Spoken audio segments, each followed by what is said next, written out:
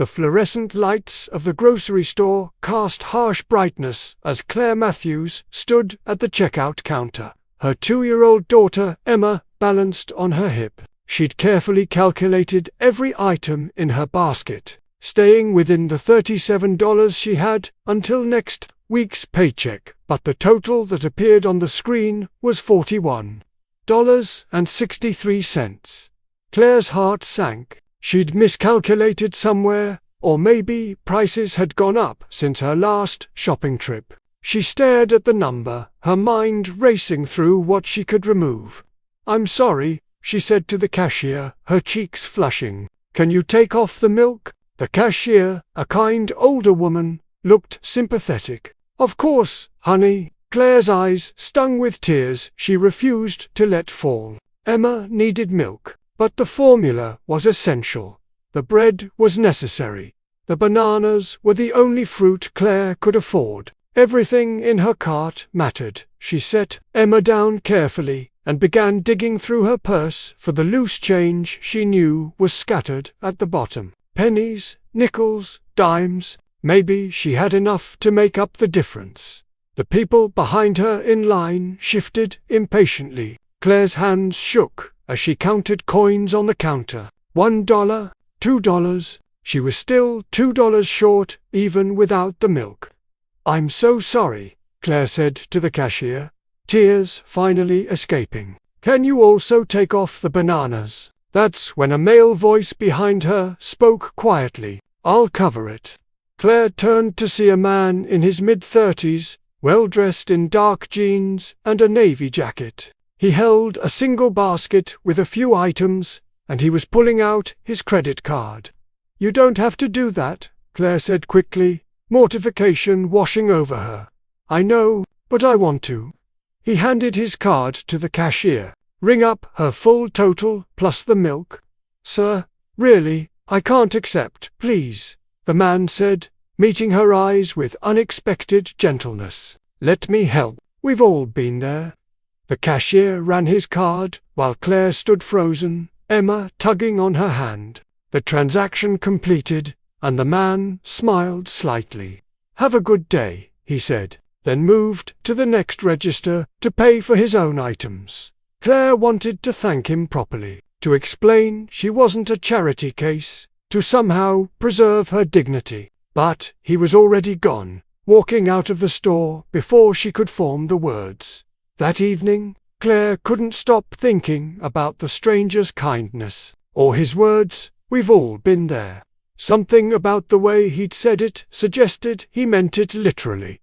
What Claire didn't know was that the man, Evan Harrison, had indeed been there. At 34, he was now CEO of Harrison Tech, a software company he'd built from nothing. But 15 years ago, he'd been a teenager watching his single mother count pennies at checkout lines, making impossible choices between necessities he'd stood behind.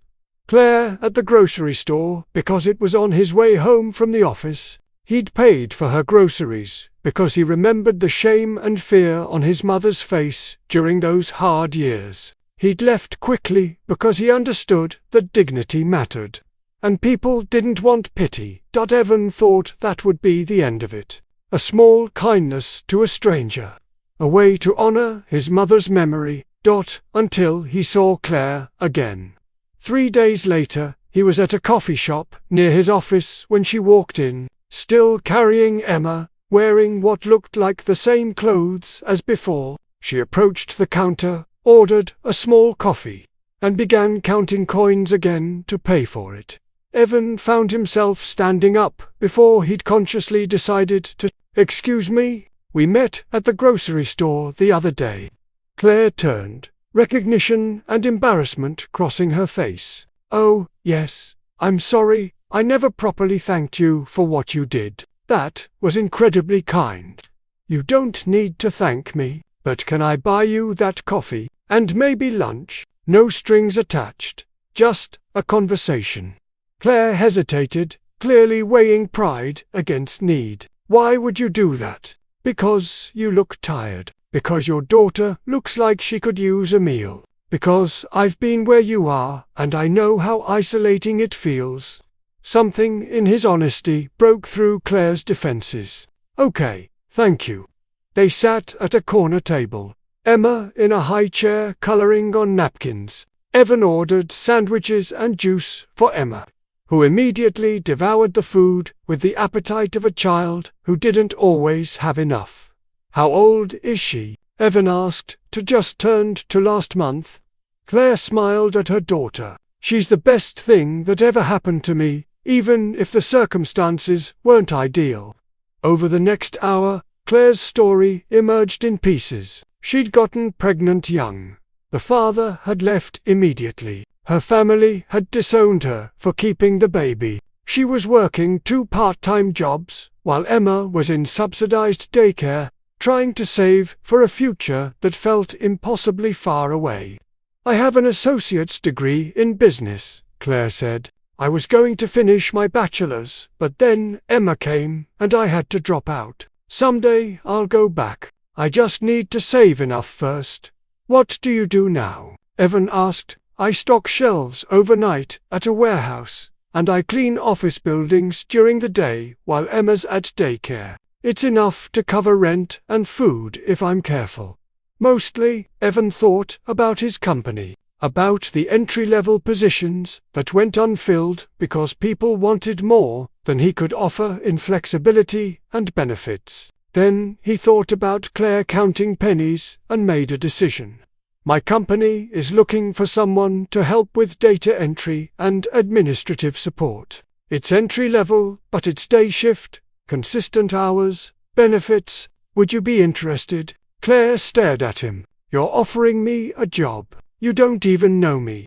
I know you work hard. I know you're trying to build something better for your daughter. That's enough for me to offer an interview.